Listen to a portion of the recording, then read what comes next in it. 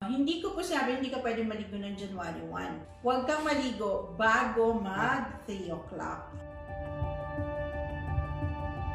Okay, maligo ka mga 4, 5, 6, mga ganun. Pero huwag kang maligo ng umaga tapos ano. Kasi sabihin nyo kasi may work kayo, pwede naman po yan, gawan nyo ng paraan. Di ba meron na tao, hindi ka naliligo isang linggo, hindi nakakalata. Yes! Oo, gagawan nyo Huwag po na yung kayo paraan. kayo, kami yun. Kaya namin yun kahit 2 weeks pa. Huwag lang po sa morning, pero as much as possible, huwag kayong maglalaba ng January 1 kasi you're washing away your luck. Huwag maggugupit, magpuputol, maghihiwa.